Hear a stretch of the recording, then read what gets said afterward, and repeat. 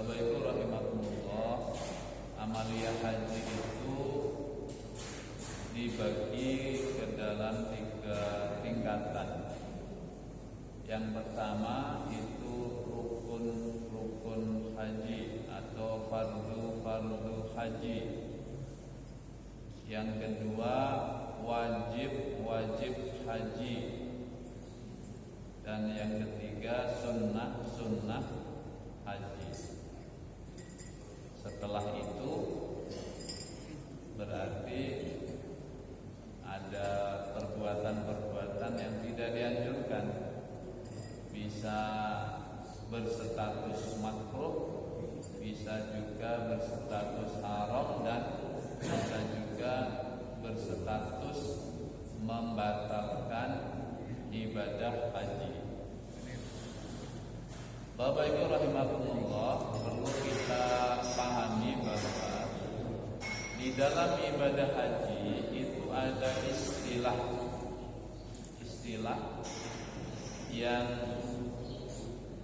pada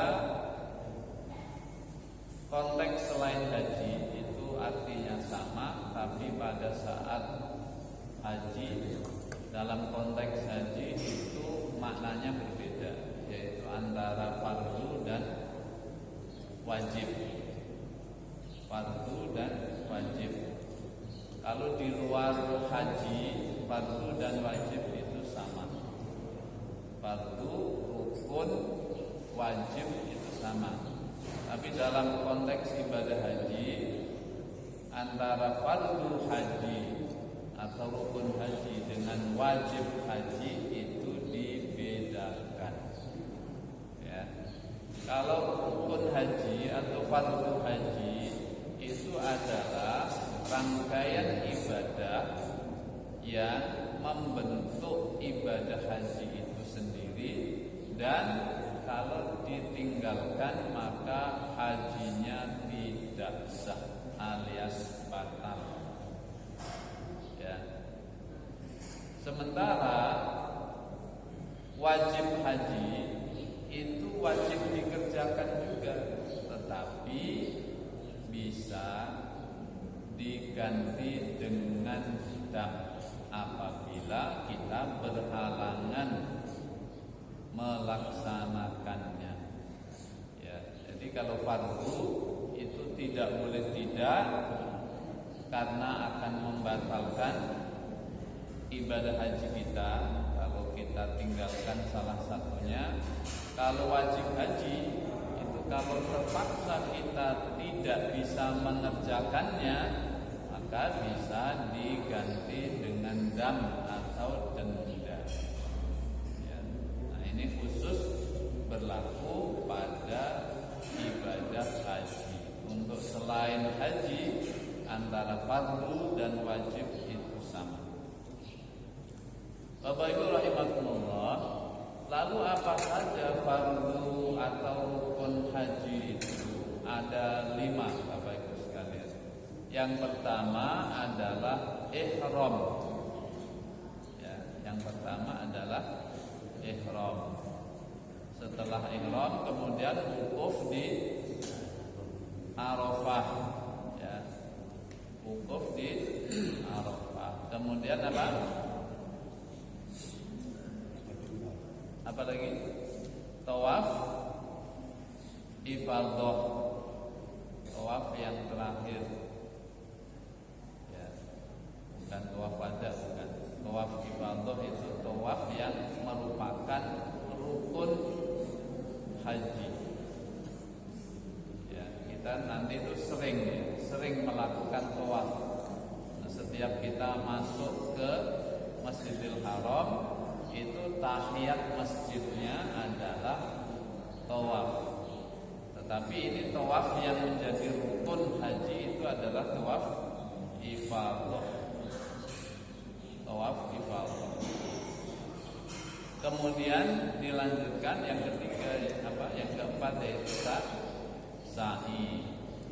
Setelah sa'i, terakhir yang kelima adalah tahallul. Menggunting rambut, ya, atau bercukur bagi laki-laki, dan kemudian mengganti pakaian ihramnya dengan pakaian biasa.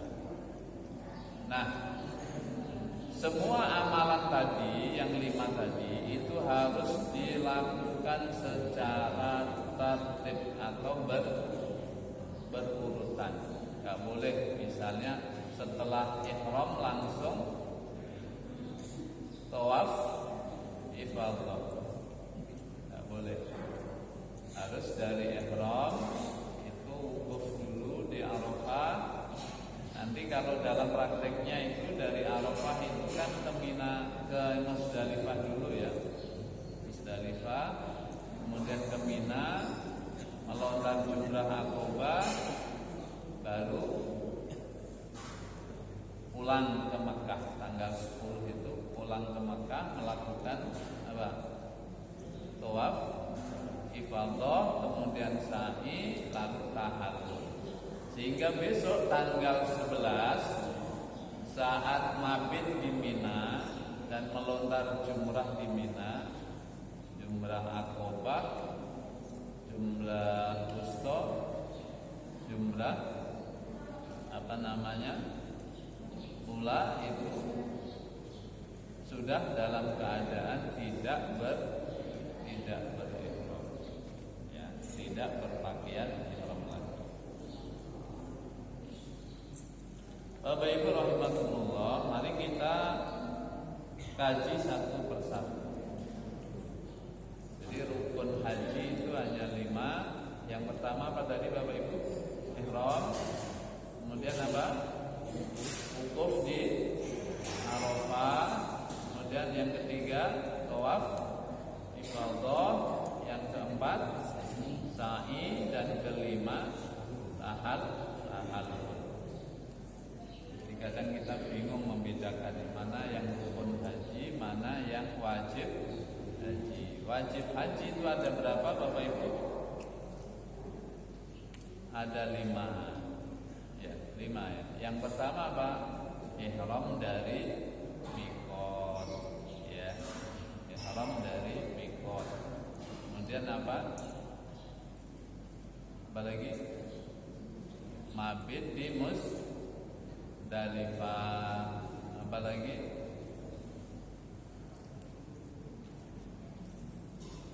Melontar jumrah. Kemudian apa lagi? Mabit di Mina. Jadi itu bedanya rukun haji dengan wajib haji. Nah, yang pertama dari rukun-rukun haji itu adalah ihram. Ihram itu secara bahasa berarti memasuki tanah haram. Jadi ketika kita melakukan ihram, kenapa disebut ihram? Itu karena ada 2 alasan. Yang pertama karena kita memasuki tanah haram. Jadi dalam bahasa Arab, kalau orang masuk ke tanah haram itu dalam bahasa Arabnya disebut dengan ihram. Memasuki tanah haram. Yang kedua, kenapa disebut ihram? Karena ihram ini menandai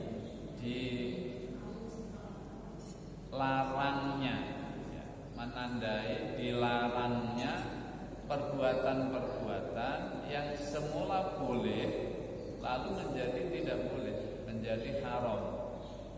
Misalnya memakai pakaian berjahit itu sebelumnya boleh bagi laki-laki, menutup kepala boleh, memakai parfum boleh, menikah atau menikahkan boleh. Tapi begitu seseorang memulai ihram, maka perbuatan-perbuatan tadi itu menjadi haram.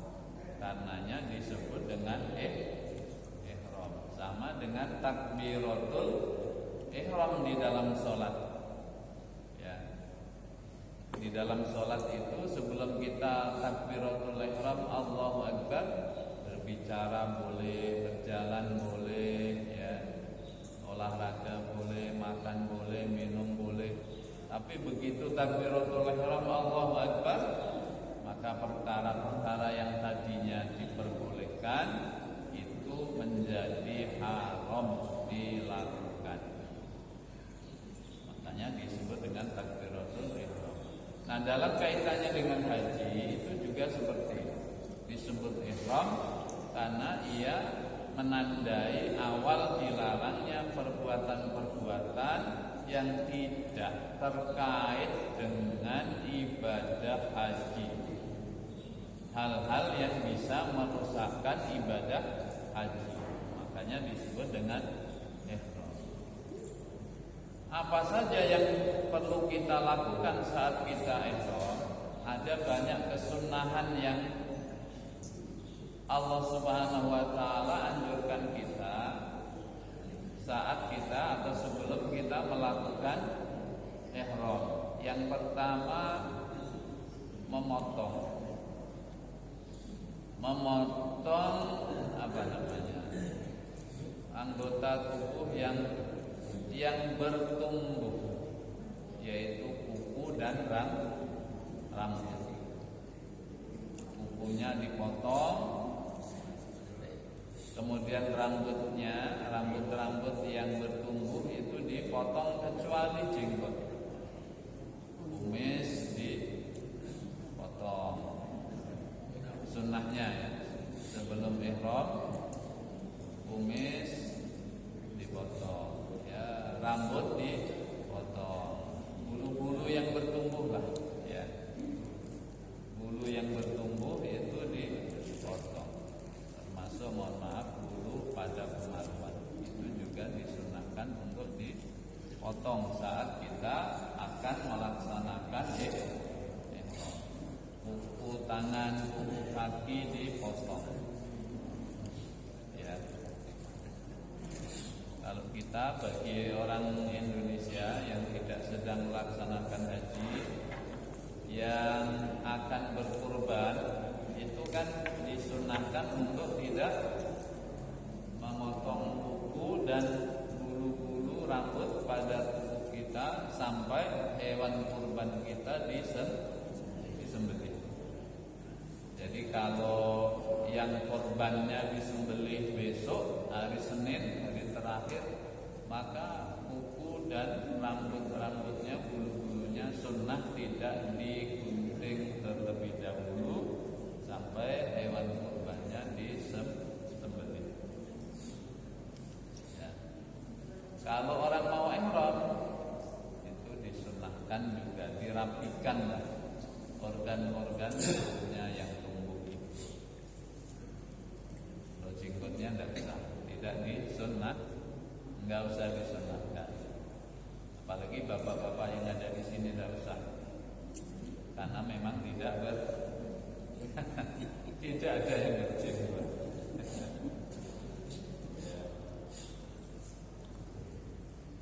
Bapak Ibu rahimakumullah, setelah itu kemudian dia mandi ihram. Nawaitul ghusla, niatnya nawaitul ghusla li sunnatil ihram lillahi ta'ala. Sengaja aku mandi untuk kesunahan ihram karena Allah. Mandinya seperti orang mandi junub, seperti orang mandi haid. Yang membedakan hanya niatnya dan hukumnya sunnah.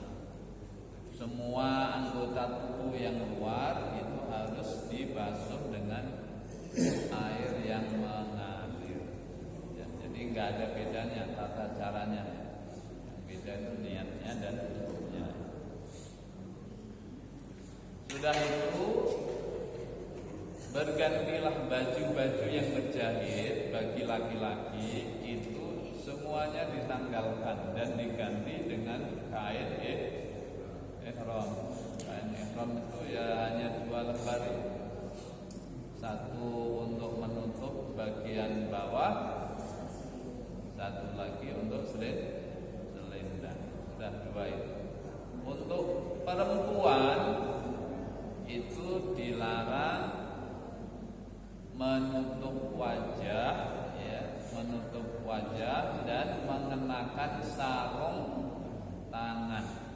Kalau kaos kaki boleh, yang nggak boleh pakai sarung tangan, menutup wajah, ya, kecuali dalam keadaan darurat, misalnya masa COVID kemarin atau masa di mana ada pandemi yang mengharuskan kita menutup muka, maka boleh karena udzur syar'i, ya. Tapi aslinya enggak boleh. Hukum aslinya wanita tidak boleh menutup muka, enggak boleh pakai cadar. Yang bercadar saat haji harus dibuka terlebih dahulu, ya. Kemudian apalagi memakai parfum, Bapak Ibu.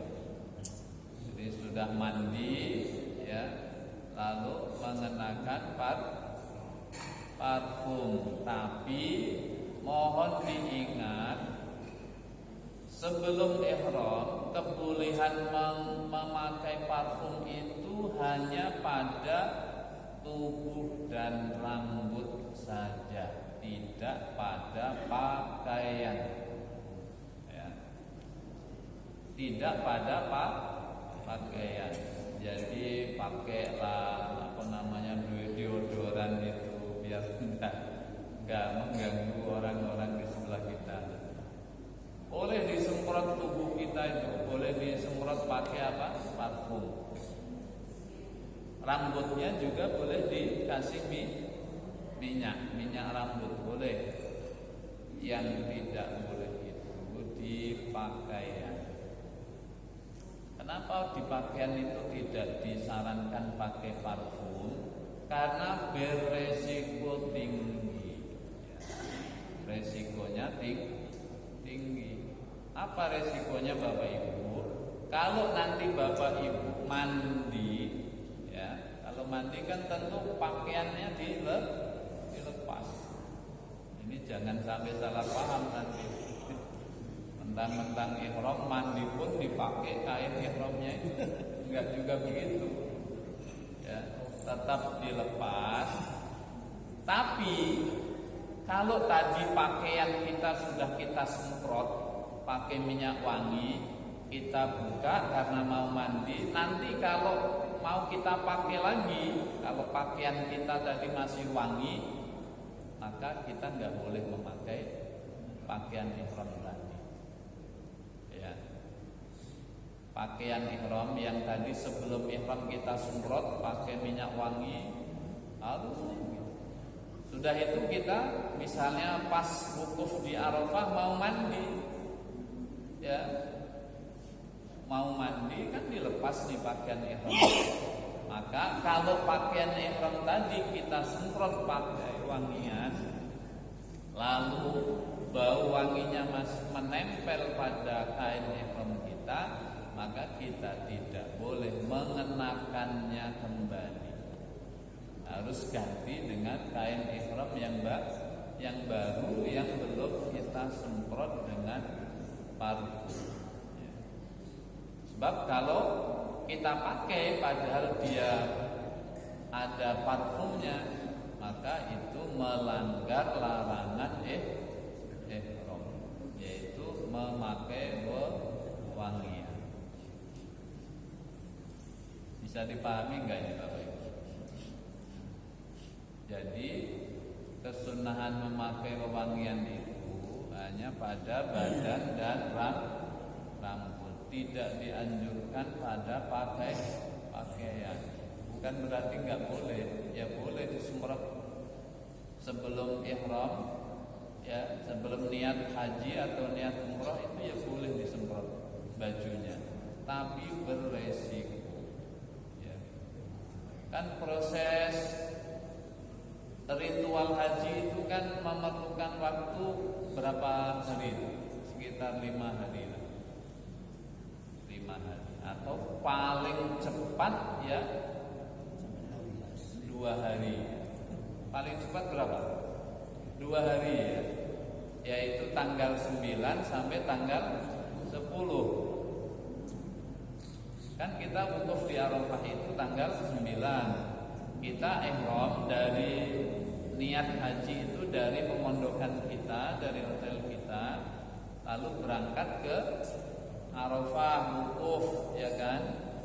Wukuf itu dimulai setelah zuhur sampai malam. Malamnya itu kemudian kita berangkat ke Musdalifah. Malam itu juga atau paginya kita pergi ke Mina, melontar jumrah Aqobah. Kalau bisa langsung pulang ke Mekah, lalu tawaf ifadhah, lalu apa? Sa'i, lalu tahallul, itu selesai. Hanya 2 hari, yaitu tanggal 9 dan tanggal 10. Tapi kan tetap mandi juga Bapak Ibu. Kan 2 hari nggak mandi itu ya. Kalau untuk orang Indonesia, kalau orang Arab itu ya karena mereka biasa nggak mandi, maka parfumnya itu sangat kuat ya, untuk mengimbangi tadi itu bau badan itu. Arab itu luar biasa parfumnya. Kalau kita ini nggak ada pergi kemana-mana bawa parfum ya, paling ibu-ibu yang bawa. Kalau bapak-bapak ini jarang ya pergi kemana-mana ngantongi apa parfum, itu jarang.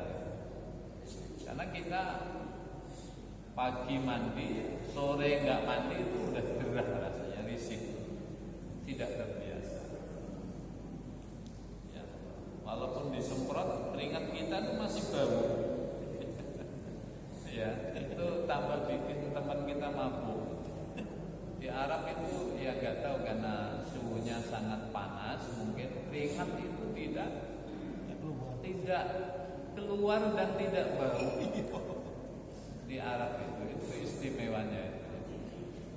Kita panas tapi nggak berkeringat itu kalau di Arab. Dan kalau berkeringat, keringat kita pun tidak bau. Tapi di Indonesia jangan. Kalau sore nggak mandi itu kira-kira kalau tidur bersama pasangannya itu pasti disingkir-singkirkan. Paling nggak beradu punggung gitu ya. Nggak mandi. Jadi itu Bapak Ibu ya, mandi pakai parfum. Ketentuan memakai parfum tadi itu seperti itu. Mohon diingat-ingat betul ya. Meskipun boleh pada pakaian, tapi sangat beresiko. Kemudian setelah pakai pakaian, pakai parfum, terakhir adalah sholat sunat 2 rakaat. Salat sunat ihram. Sholli sunnatul ihrami rak'ataini lillahi ta'ala. Salat sunat ihram 2 rakaat. Nah, setelah itu, setelah sholat sunat, kita baru niat melaksanakan ibadah haji atau niat melaksanakan ibadah umrah. Dan niat melaksanakan ibadah haji, niat melaksanakan umrah itu dalam bahasa fikih disebut dengan ihram. Jadi ihram itu ya niat haji itu, niat umrah itu. Niatnya bagaimana? Yang mudah ya labbaik Allahumma hajjan atau labbaik Allahumma umratan, atau pakai nawaitu juga boleh. Nawaitul hajj hajja wa ahramtu bihi fardhan lillahi ta'ala. Ya. Sengaja aku berniat melaksanakan haji dan aku berihram untuknya karena Allah. Ya. Nawaitul hajja wa ahramtu bihi fardhan lillahi ta'ala. Ya. Nah, Bapak Ibu rahimakumullah, niat ihram umrah dan haji itu ada 3 bentuk. Ya, ada 3 bentuk tergantung bagaimana pelaksanaan ibadah haji dan umrah itu. Bapak Ibu rahimakumullah, tata cara melaksanakan ibadah haji dan umrah itu ada 3 macam. Yang pertama itu ifrad. Namanya apa? Ifrad. Yang kedua tamattu. Yang ketiga qiran. Yang ketiga apa? Qiran. Ini karena Bapak Ibu sudah haji, ini tinggal ngulang-ngulang saja pengetahuan kita biar lebih mapan, lebih mantap. Jadi cara melaksanakan ibadah haji dan umroh itu ada 3 pilihan. Yang pertama ifrad. Ini yang paling bagus, ya, paling baik itu kita melaksanakan haji secara ifrad. Ifrad itu bagaimana? Ifrad itu adalah haji terlebih dahulu. Kita mulai dari ihram, kemudian wukuf di Arafah, kemudian tawaf ifadah, sa'i, tahallul, selesai. Sudah selesai, nanti kita ihram lagi untuk umrah. Kita pergi ke Tan'im bisa, ke Ji'ronah bisa, kita pergi ke Hudaybiyah juga bisa. Ya. Jadi ihramnya itu kalau ihram haji bagi penduduk Mekah, termasuk kita yang sudah tinggal di hotel-hotel di Mekah, itu hukumnya sama dengan penduduk Mekah. Maka niat haji kita itu kita mulai saat kita masih di hotel. Jadi yang ihram tadi Bapak Ibu kita lakukan saat kita di hotel di Makkah. Ya, dari hotel itulah kita melaksanakan ihram. Ihram dari miqat. Orang Makkah itu miqatnya adalah kota Makkah itu sendiri. Ya. Orang Makkah atau orang yang disamakan dengan orang Makkah, termasuk kita orang Indonesia, tapi sebelum kita haji itu sudah masuk Makkah terlebih dahulu, maka kita disamakan dengan penduduk Makkah. Ihram kita dari hotel kita masing-masing. Tapi kalau umroh itu kita harus keluar dari kota Makkah. Bisa ke Tan'im, bisa ke Ji'ronah, bisa ke Hudaybiyah. Ya. Jadi Bapak Ibu, itu yang paling bagus adalah melaksanakan haji secara ifrad. Kita selesaikan ibadah hajinya dulu, baru kita berihram lagi untuk umrah. Dan inilah cara haji yang dilakukan oleh Rasulullah Sallallahu Alaihi Wasallam pada haji wada. Pada haji wada, haji terakhir dari Rasulullah Sallallahu Alaihi Wasallam, sekaligus juga haji pertama dalam Islam. Jadi haji wada oleh Rasulullah itu ya haji pertama dalam Islam sekaligus haji terakhir. Sebelumnya Nabi ya pernah haji umrah itu pernah, tapi sebelum haji dan umroh difardukan, diwajibkan. Nah, setelah diwajibkan, Nabi itu hanya sekali melaksanakan ibadah haji. Namanya Hajjatul Islam atau haji wada. Bapak Ibu rahimakumullah. Jadi haji ifrad itu adalah haji yang terbaik dan yang apa? Sesuai dengan prosedur. Makanya orang yang hajinya ifrad itu tidak membayar dam karena tidak melakukan pelanggaran. Yang asli haji itu ya haji ifrad, haji dulu baru umrah. Itu yang pertama. Ya. Yang kedua itu haji tamattu bagi jamaah haji Indonesia yang berangkatnya pada kloter awal itu pasti pakai tamattu. Dia ke Madinah dulu 8 atau 9 hari menyelesaikan arba'in baru berangkat ke Mekah. Ya. Nah, di dekat Madinah itu ada tempat ihram namanya Dzulhulaifah. Namanya apa? Dzulhulaifah atau sekarang lebih kita kenal dengan Bir Ali.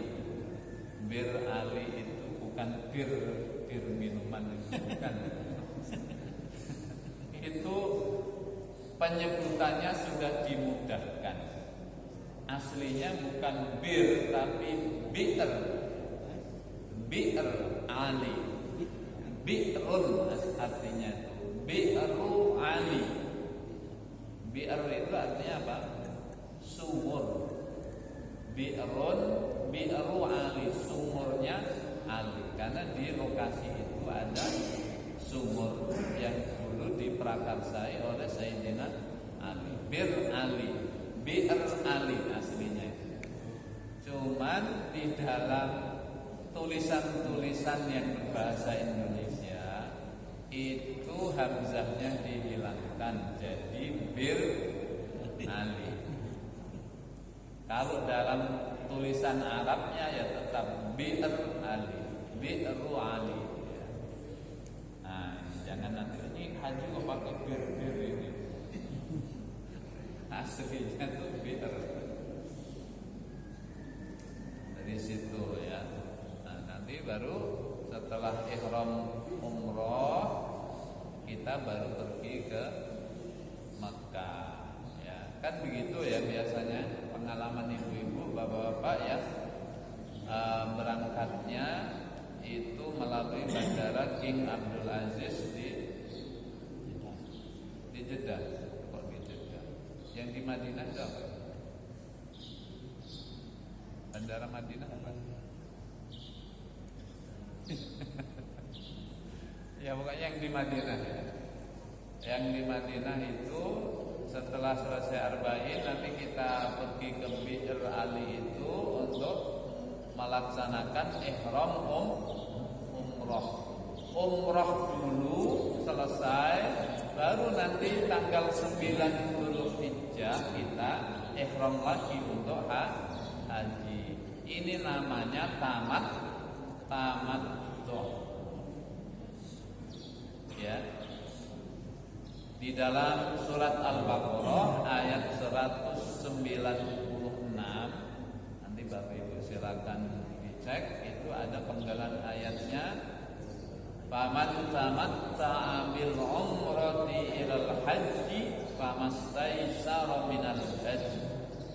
Barang siapa yang melakukan haji tamattu, mendahulukan umrah baru haji, ihram umrah dulu selesai sampai tamattu, kemudian mulai ihram haji, maka famastaysara minal haji, dia wajib menyembelih 1 ekor dam atau hadyu, denda Kenapa denda? Karena tidak melakukan haji secara prosedur yang utama. Itu namanya dam isaah. Denda karena kita melakukan pelanggaran. Mestinya haji didulukan baru umroh, tapi ini dibalik. Umrohnya didulukan baru haji. Padahal Bapak Ibu, antara haji dan umroh itu berbeda tingkatannya, ya kan? Dulu waktu awal-awal kita bahas masalah haji sudah kita jelaskan bahwa secara hukum haji itu posisinya lebih tinggi dibanding dengan umroh. Makanya haji harus didulukan. Haji dulu baru umroh. Kalau orang umroh duluan baru melaksanakan ibadah haji pada satu musim, ini ceritanya ini pada satu musim. Berbeda dengan kalau ada orang misalnya umroh dulu, hajinya baru daftar haji, mungkin 20-30 tahun lagi. Nah, dia daripada lama-lama kangen sama Baitullah, rindu sama Baitullah, dia umroh duluan karena waiting listnya 20 tahun. Itu beda ceritanya. Ini maksudnya yang dilakukan dalam satu musim. Dia mendulukan umroh, mengakhirkan haji, maka dia harus membayar denda. Namanya dam isa, karena dia melanggar aturan. Mestinya haji dulu baru umroh, tapi ini dibalik, umroh dulu baru haji, maka dia kena denda. Yang ketiga Bapak Ibu, itu secara kiron itu digabungkan, ya, digabungkan antara niat ihram haji dengan niat ihram umroh. Amaliyahnya juga digabung, ya. Yang sama itu apa? Yang sama dari haji dan umroh itu apa? Ihram, apalagi tawaf, sa'i, dan tahallul. Ini dilakukan dalam satu kali sekaligus. Berarti ada peringkasan, diringkas ya. Mestinya kan ihramnya 2 kali, tawafnya juga 2 kali, sa'inya 2 kali, tahallulnya juga 2 kali. Tapi ini diringkas, digabungkan dalam satu rangkaian ibadah. Cukup 1 kali, mewakili 2 ibadah yang berbeda, yaitu haji dan umrah. Ini juga merupakan pelanggaran, ya.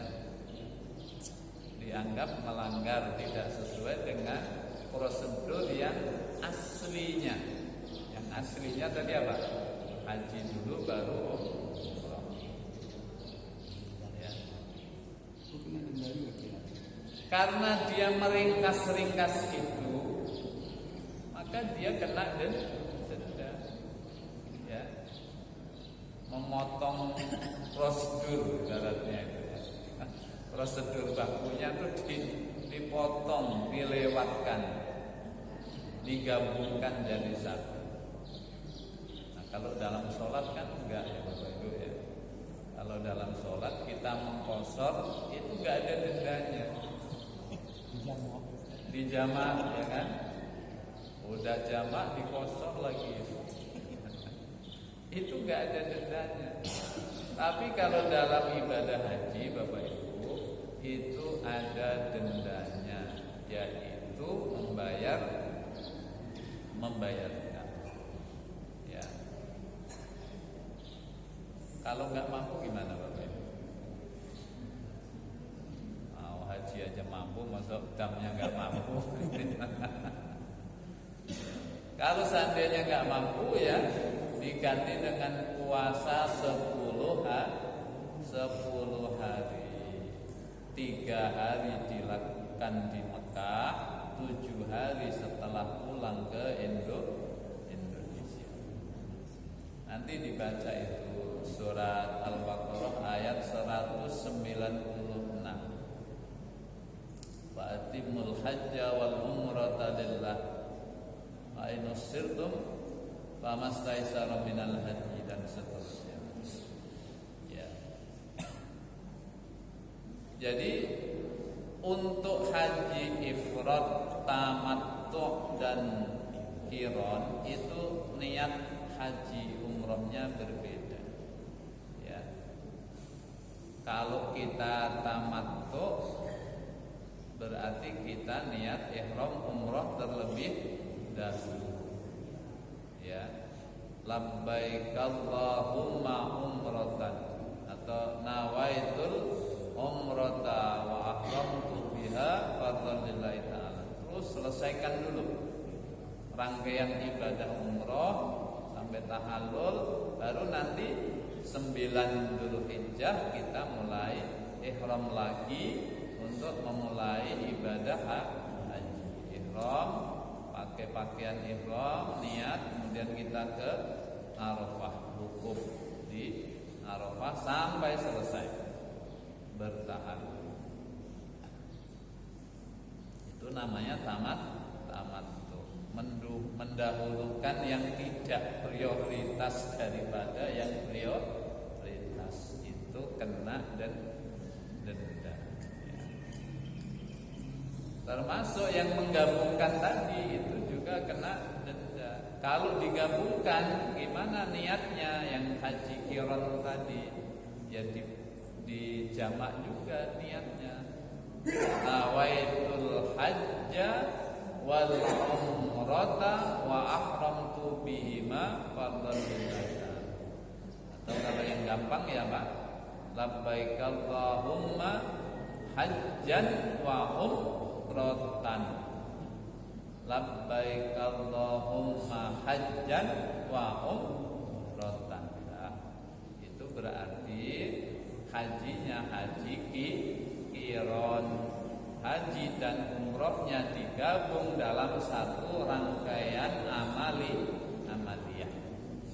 Ihramnya sekali itulah, pakai kain ihramnya sekali itulah, tawafnya sekali itulah, sa'inya sekali itulah, tahallulnya juga satu kali.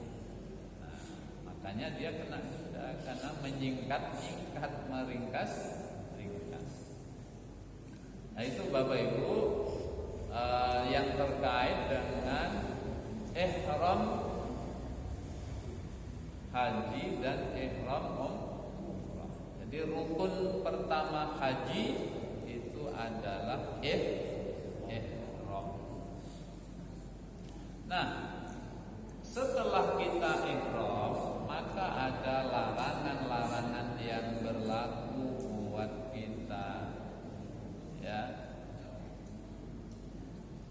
Ada larangan-larangan yang diberlakukan oleh Allah Subhanahu wa taala untuk kita. Ya. Yang pertama apa, Bapak Ibu? Kita dilarang untuk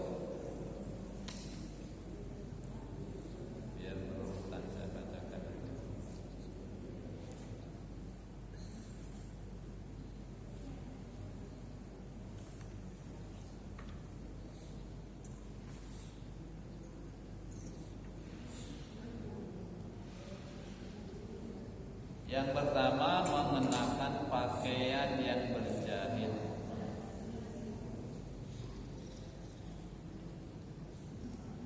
Termasuk sepatu yang menutup kaki kita, yang menutup mata kaki kita. Jadi boleh pakai sepatu tapi yang tidak menutup mata kaki.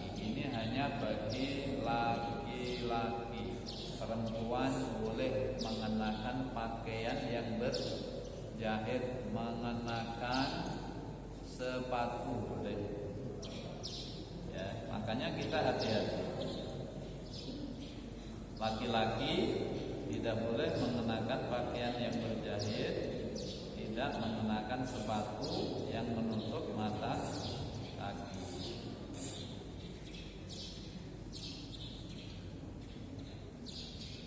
Yang kedua, menutup kepala atau sebagian kepala. Baik tutup kepala kita tadi itu berjahit atau tidak, karena memang ini poinnya adalah menutup kepala. Makanya nggak boleh pakai peci, nggak boleh pakai serban, nggak boleh pakai topi juga tidak boleh. Kalau meletakkan, saking panasnya, lalu meletakkan sapu tangan di kepala juga tidak boleh. Atau pulang dari kamar mandi, handuknya ditutupkan di kepala juga tidak boleh. Kan biasanya gitu ya, kalau orang di Indonesia kan gitu. Kalau nggak dipakai handuk itu ya ditutupkan di kepala, itu juga tidak boleh saat kita ihram. Nah, kalau pakai payung boleh. Ya, pakai payung boleh karena dia tidak nggak menempel. Kalau pakai mantel, nggak boleh juga karena dia menempel. Misalnya pas hujan atau gerimis kita mengenakan mantel jas hujan, itu juga tidak boleh. Termasuk, terutama ini untuk bapak-bapak ya, mengenakan selendang kita tadi, yang pakaian ihram itu untuk menutup kepala, nggak boleh. Nah, ditariknya, ditutupkan seperti ini, nggak boleh. Ya, tidak boleh. Yang menempel atau melekat itu tidak boleh. Yang boleh itu pakai payung. Kemudian menutup wajah bagi perempuan. Ya. Jadi tidak boleh ditutup. Termasuk apa tadi? Sarung tangan. Kemudian yang keempat, mencukur atau memotong rambut. Ya. Yang ada di tubuh kita. Pak, kalau misalnya nggak dicukur, nggak digunting, tapi dicabut boleh nggak? Sama saja. Itu lebih parah. Pak, nggak saya cukur, Pak, nggak saya gunting, tapi saya cabut, itu lebih parah. Kemudian yang kelima, memotong walaupun hanya sedikit, ya, hanya sedikit, kecuali kuku yang misalnya dia robek sehingga mengganggu, maka baru boleh dipotong, ya, dan tidak dikenakan denda atau membayar denda. Kemudian berburu binatang tanah haram juga nggak boleh, ya, asoid nggak boleh. Jadi kalau ada binatang buruan di sana jangan dibunuh, biarin aja.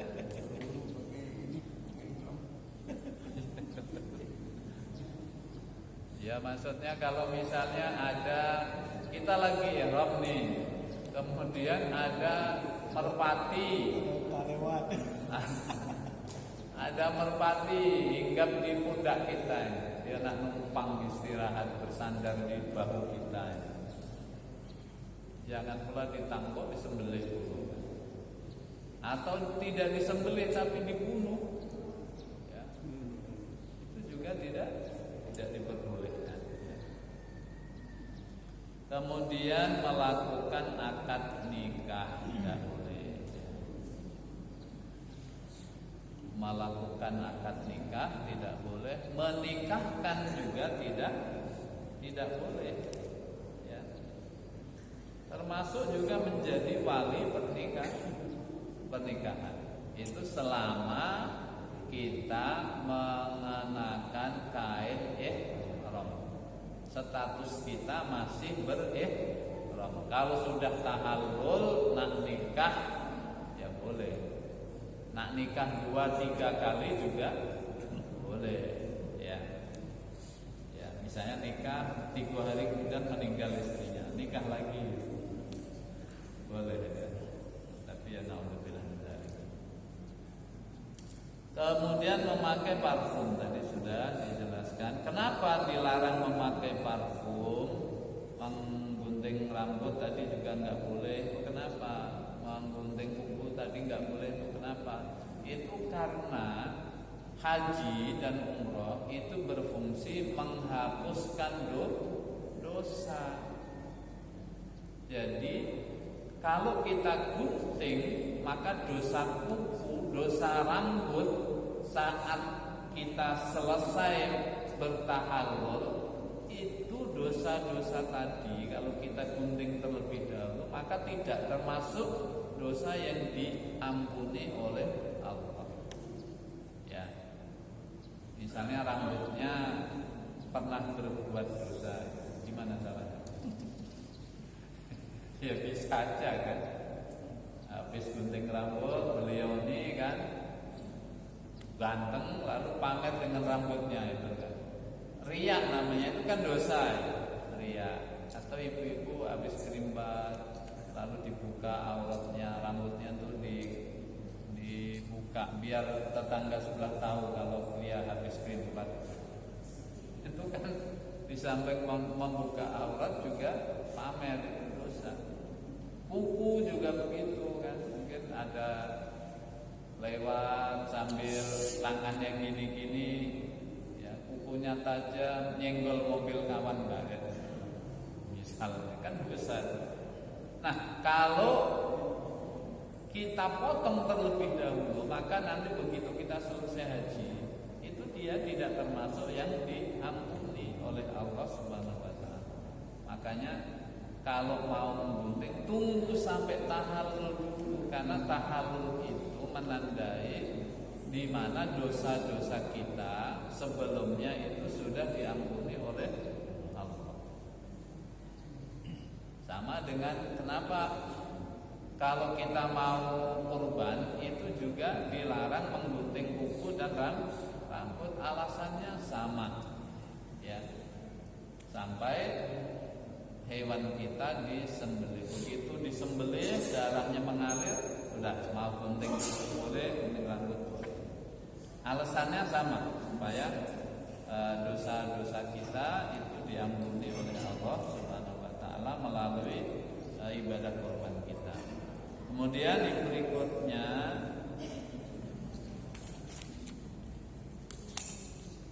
melakukan hubungan badan, termasuk berjumpa dengan istri, itu juga dilarang pada saat kita ihram. Maka hati-hati Bapak Ibu niatnya, ya. Kalau kita melaksanakan tawaf ifadah dalam keadaan masih ihram, hati-hati, terutama yang bapak-bapak, tangannya itu jangan nyambil, ya. Nyambi sodok kanan kiri, perempuan-perempuan yang tidak halal baginya. Namanya orang banyak itu ya kelakuannya macam-macam juga, ya. Ada yang sambil tawaf itu dia memang sengaja pengen nyenggol-nyenggol wanita dari Afrika itu, sama rasanya bersenggolan kulit dengan wanita Afrika. Ya. Ada juga yang model-model itu, kelakuannya macam-macam. Itu berarti kan berjumbu, nggak boleh. Atau yang dari Turki biasanya yang besar tinggi putih itu, ya. Nah itu nggak boleh Bapak Ibu. Ya, kalau dilakukan, dilanggar, maka kena denda, membayar denda. Saya kira ini Bapak Ibu sekalian yang terkait dengan rukun haji yang pertama, yaitu ihram. Lebih kurang mohon maaf. Wassalamualaikum warahmatullahi wabarakatuh.